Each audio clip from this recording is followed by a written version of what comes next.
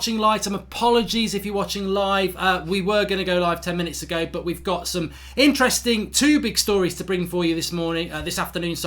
Was going to be talking exclusively about Wan Bissaka for about 5 minutes, but then just before we came live, we got something about Bruno Fernandes, which is big news for Manchester United fans as well. As you well may know, with Bruno Fernandes, I've been saying for a long time, I don't want to bore people, that 3 months ago I was told that Bruno Fernandes was a high priority signing for Manchester United. Obviously gone a little bit quiet at the moment. However, James Ducker of The Telegraph, and it was also coming out from Portugal this morning, that Bruno Fernandes' agent has been in the UK talking to Spurs. James Ducker has said that discussion took place yesterday. However, Manchester United have had discussions with Bruno Fernandes' agent 2 months ago. Ding ding, and they've asked to be kept informed of the situation because their focus at the moment is totally on Wan Bissaka. Now, look, James Ducker's quite a good, reliable journalist when it comes to Manchester United, and we're going to be talking about another couple in a moment about that. But what I would say from that is it's confident. I'm happy that we're interested in Bruno Fernandes. I want to touch on that in a couple of minutes' time because there's more to discuss. I want to talk about Wan Bissaka first, but it's interesting, isn't it, that Manchester United are potentially stalling other deals to focus on Wan Bissaka, and this is something many of us have spoken about based on the evidence of the last 6 years, that United are ridiculously slow at doing transfers, and I think we've had a big insight into why that is there, because we do one deal at a time. We can't do more than one deal at a time. So we're working on Wan Bissaka, so we're working on nothing else, and a big club shouldn't do that, especially when it's got such a big summer. When you've got maybe 3 or 4 players leaving, 5 players coming in, that's 8 deals to do in 3 months. You can't just go, I'm focusing on one deal for you've got to multitask, man. You've got to multitask. Sounds like my wife. But anyway, let's talk about Wan Bissaka. So last night we had some, the deal's virtually done for Wan Bissaka, let's be honest with you. I've got to say, fair play to Duncan Castles. We spoke about this yesterday, didn't we? He came out yesterday evening saying that £55 million deal for Wan Bissaka was basically done. I said I think he's going to be right, but I think he might have just jumped ahead a little bit to be the first person to report it. Well, not if you believe what's come out this lunchtime as well. Andy Mitten, who writes for various people like 442 and people like that, he's come out and now he's now saying that it is a £55 million deal. It's £47 million plus £8 million in add-ons. £80,000 a week, and United feel that they've got this deal done. Terms have been agreed with the player, wages have been agreed with the player, the deal's been agreed with Crystal Palace, and it's now a case of crossing the I's and dotting the T's. Wrong way round, crossing the T's and dotting the I's. So it's going to happen. So fair play to Duncan Castles. He was first with it yesterday, wasn't he? He was very, very quick off the draw. I think a lot of people have been saying the Wan Bissaka deal will happen, to be fair. But Duncan Castles was the first one last night who went like pretty much £55 million, it's done. And it's interesting, isn't it? Because, first and foremost, I mean, we're awaiting that official announcement, and how they're going to do that's going to be interesting because Wan Bissaka himself is over in Italy at the moment playing for the under-21s. So will we get what happened with Daniel James, where we get an official announcement from the club, pending whatever, and then when he comes over he's holding the shirt up? I don't know. It's a bit awkward where he is at the moment, but obviously from a Manchester United point of view, this Wan Bissaka deal didn't start actually getting worked on until I would say second week of June, probably first week of June. That's why it's been left, that's why we've been negotiating for so long, the last 10 days, and that's why Wan Bissaka is in Italy, because we could have done this in the first 2 weeks in June, but obviously we've got it done. I think it's really important. I think you focus on the transfer, you focus on the deal, but we shouldn't lose sight of the fact here that whatever you think about Dalot, and I think maybe he should have been given a chance, and maybe he will be given a chance, whatever you think about Dalot, it's down to the manager to make his choices. And the reality is, last season we had Dalot and he was picking Ashley Young.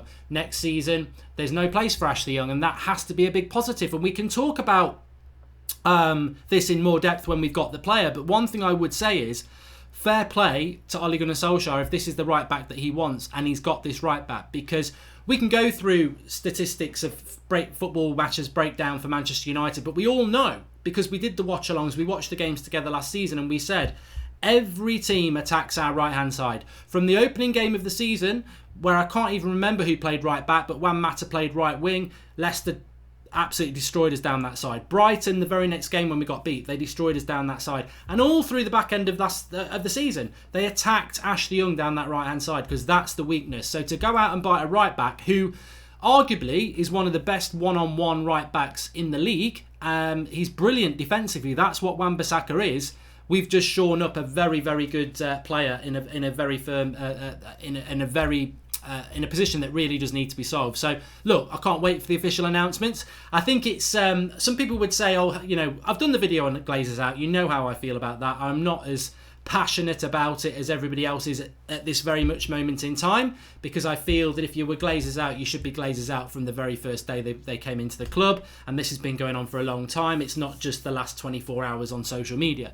However, it is interesting that Manchester United haven't actually, Gordon Murray says, have we made a bid for Ndembele? I'll come to that in a moment. But it's very interesting that Manchester United haven't put a social media tweet out in nearly 24 hours. And what's happened in the last 24 hours is a load of hashtag Glazers Out. So, look, have Manchester United sped this deal up to try and spin a positive? I would say if they have, I would applaud that. I wouldn't even say it was cynical or anything like that. I would applaud it, because I want Manchester United to feed positivity out to the fan base. I want them to know that the fans are worried, and I want them to do something about it. So, you know, for me, this is a positive, that this deal is positive for many ways, that it's nearly done, because we can move on to other things. So, look, let's hope there is going to be an official announcement very, very soon. Smash a like on the video. I think Wan Bissaka is going to be a very, very good signing for Manchester United.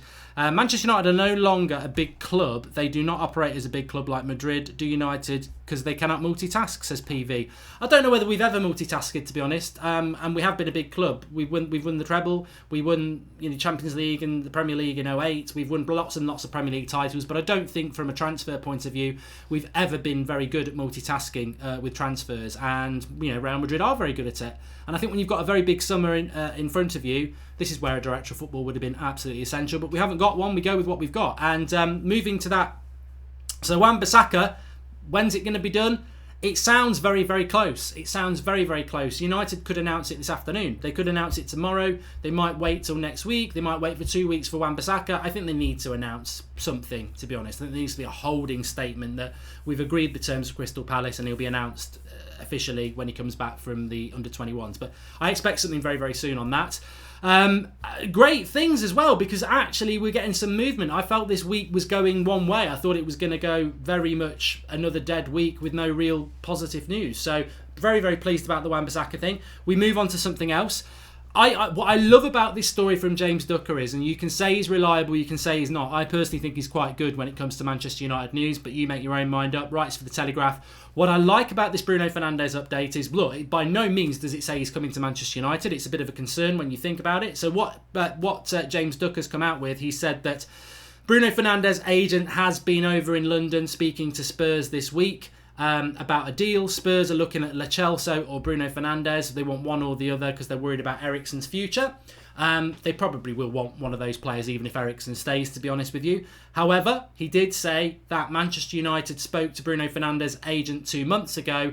United at the moment have asked to be kept informed on any bids because they're currently focusing on the Wan Bissaka deal. It's dangerous. It's dangerous. What I would say is he's such a high priority to United. Why have we not just gone and got the deal done ahead of Wan Bissaka? There's no competition for Wan Bissaka, and he's in Italy. So why are we not spending now on the Bruno Fernandes deal, getting it done, rather than going, oh, let's focus on the signing of somebody that there's no competition for, whilst somebody who is very important to us, there is big competition, will just say, can we talk to you later because we're dealing with this one first? It's worrying. That worries me. But having said that, it's verification on what we've been saying on this channel for a long time, that Manchester United were looking at Bruno Fernandes all last season, that he is a top priority. And what I got told in March is absolutely correct, that Bruno Fernandes is a top priority signing for Manchester United.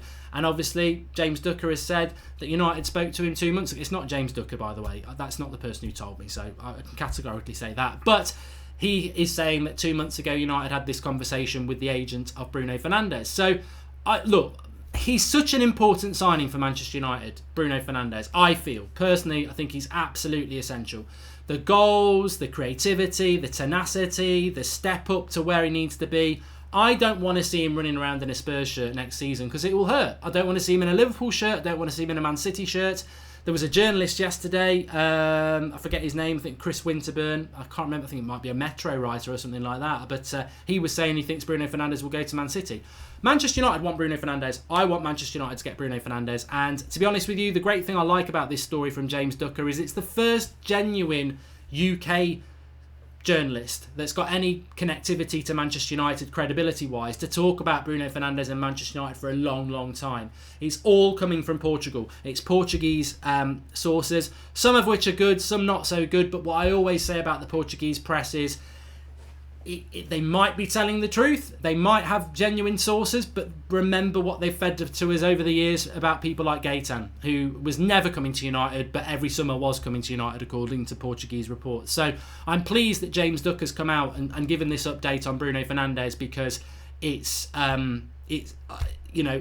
gives us some UK-based media talking about Bruno Fernandes to United. Having said that, you can flip, well, you don't flip it the other way. What you could say is, yeah, United want to sign Bruno Fernandes, but according to this story, they're focusing everything on Wan Bissaka because they can't multitask, and Spurs are working on that deal. So we might lose out. And this is one of my, I've always said this as well. I've always said a lot, haven't I? But I have always said this. Just because Bruno Fernandes is a big priority for Manchester United doesn't mean that we'll necessarily get him. I think we will get him. I do. I really genuinely believe we're going to get him. And I hope that's going to be the correct outcome. But, as we've said lots of times, talking about Ndembele there, United might bid for Ndembele. United have probably bid for Rabiot. There was a story this morning, I forget where it was from, I think it was Get French Football News, and we're hoping to get Adam on the 8 o'clock show actually, who works for them. They were saying that United and Juventus have offered terms to Ndembele, but Ndembele might choose Juventus because they're in the Champions League and they're going to win their domestic league next season. He might think that's a better option than an Emmerdale Cup team that's going to battle for fourth. Why wouldn't he? And the same for Bruno Fernandes. Bruno Fernandes might go, well, look, Champions League football with Spurs based in London, they've got a chance that with me and the team they might fight for the title. Or Manchester United, one of the biggest clubs in the world, but they're in the Emmerdale Cup. I've played in that with Sporting Lisbon, and they're probably not going to be fighting for the title. So, look, United can want whatever they want, but they might not get those players. But I do think they need to have a little bit of what's the word? Ruthlessness and aggression. They're the two words that we always talk about, aren't they?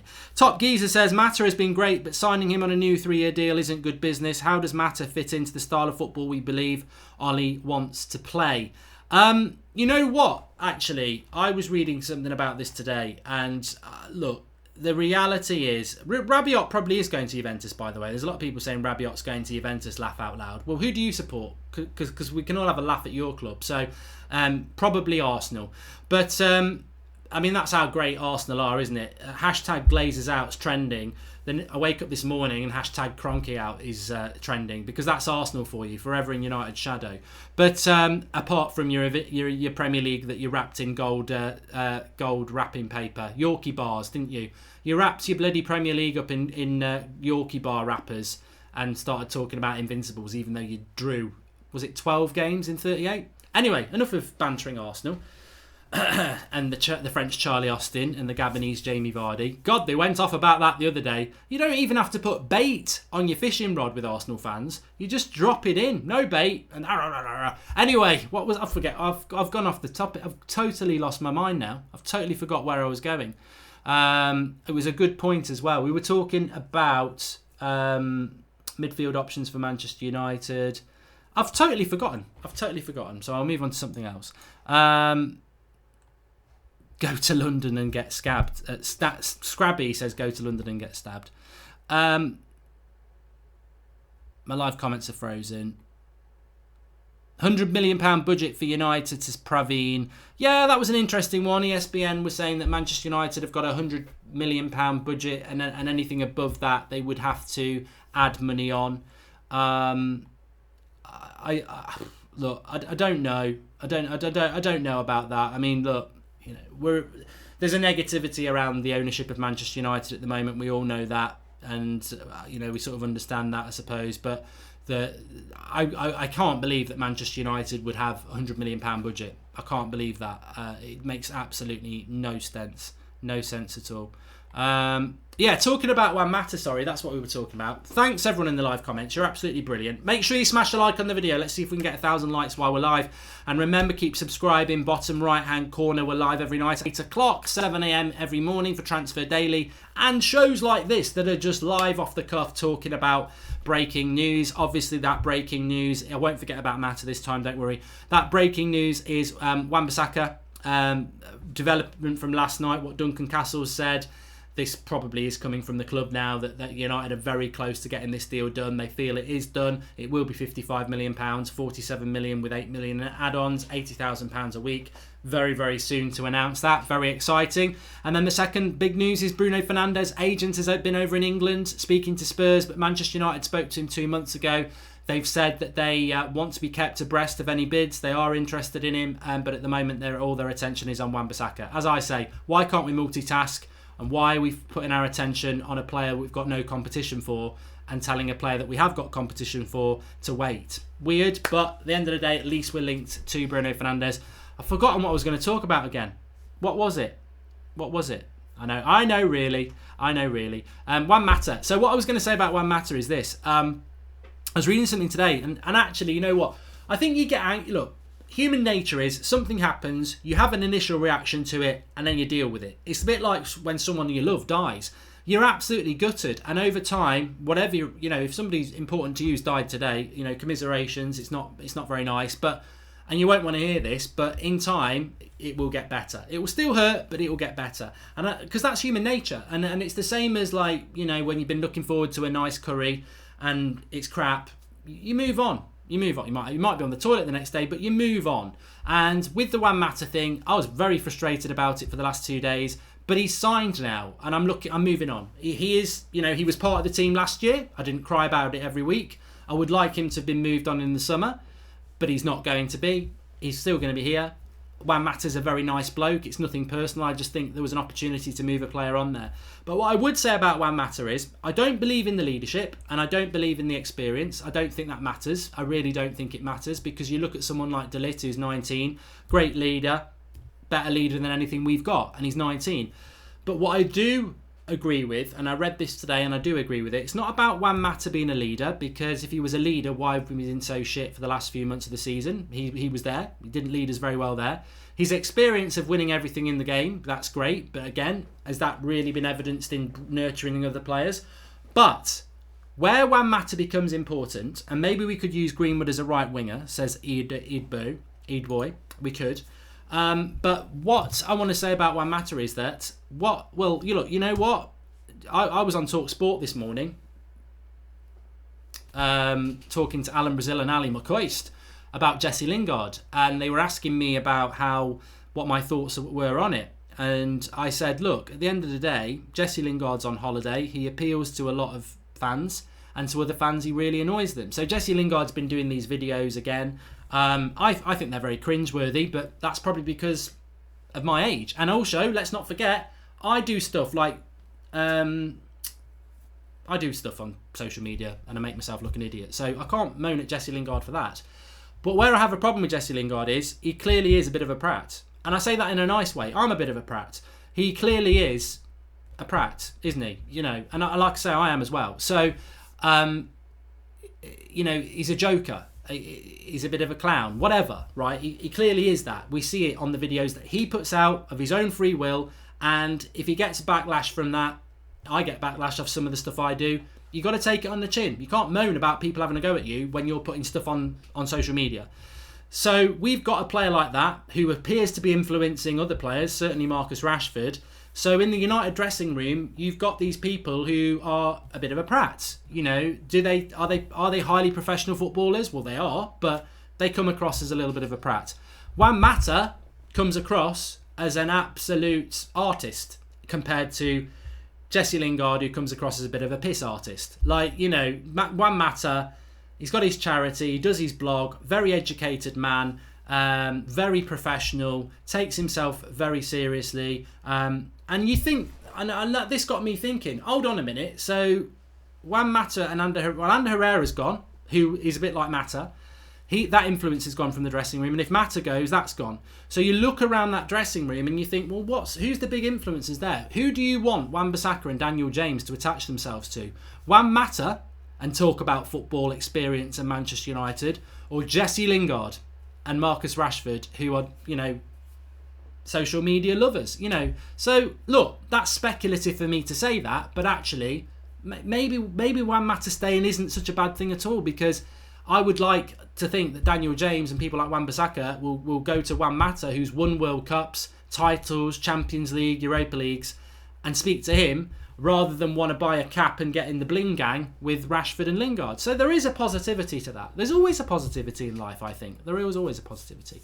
Mark, why can't we conduct 2 major deals at once? Under Van Gaal, we signed Schneiderlin and Schweinsteiger within 2 days of each other. That was under the Woodward regime. It doesn't stack up. Yeah, you know what? United might end up signing a couple of players at a time. We'll see. But the important thing is that we're getting a bit of momentum, aren't we? We're getting a little bit of momentum. And also, just on that Lingard thing, by the way, because somebody just said that Lingard and Rashford will ruin our new players. It's a bit unfair on the new players. You don't know how strong will. I mean, from what I read about Wan Bissaka today, he's in a long-term relationship. He doesn't mess about. He takes it very, very seriously. So that, to me, we don't really know much about personalities of footballers that we're signing, but that looks good. Daniel James could well be the same. So they may be very strong-minded and have no interest in doing little dances around the dressing room, which would be a positive. But I do think Manchester United on that Lingard stuff should be stopping it. I do. I don't think you can't stop him going on holiday with his mates and having a great time and doing whatever they were doing in that hotel room and singing and dancing. That's not the problem. I think it's the perception that they give out because they are ambassadors and role models for our football club, and I think they come across as a bit stupid, and the club probably should step in. Mourinho would not have liked that stuff. Sir Alex Ferguson would not have liked that stuff, but that's in the past. We're in the now. I think Ole Gunnar Solskjaer and Manchester United probably should be stopping that sort of thing and saying, look, how good are you as a footballer, Jesse? Are you the best player in England? No. Did you have a great season last season? No. Does Manchester United give you a massive platform on social media that you wouldn't get at any other club? Yes.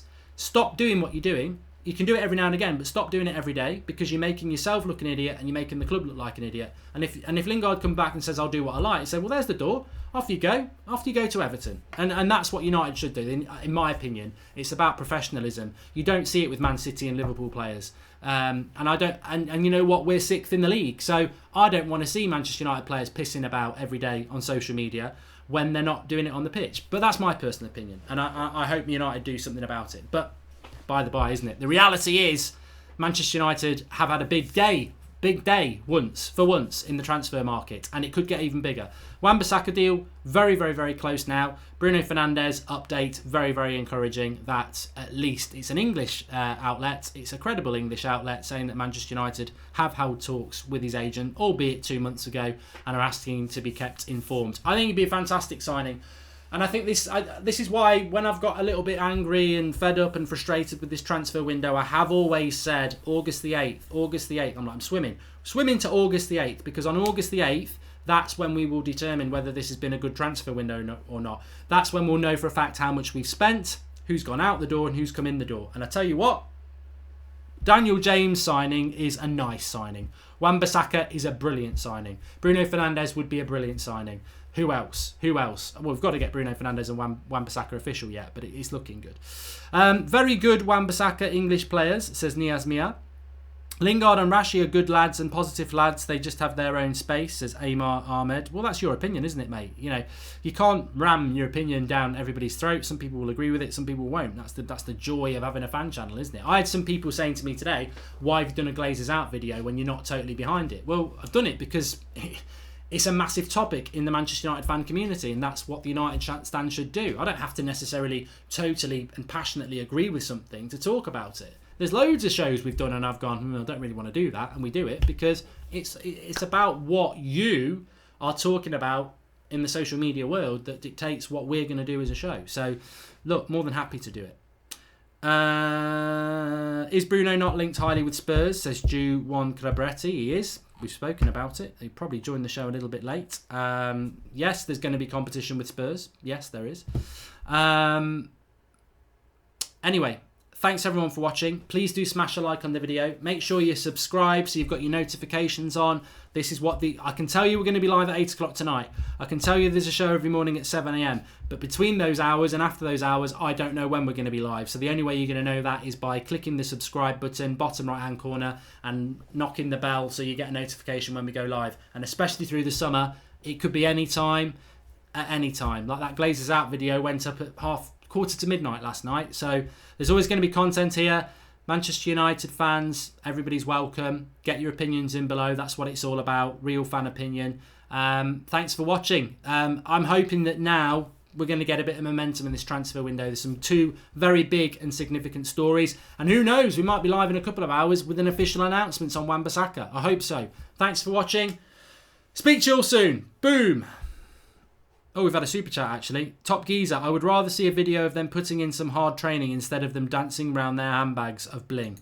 Well, they are on holiday. They are on holiday. They can have a holiday. Of course they can. But if you, as I always say, if you put a video out publicly, expect some backlash. I heard somebody the other day saying, oh, I've started a YouTube channel or something and there's loads of bad feedback. What do you expect? That is the world. We're all a critic. Thanks for watching.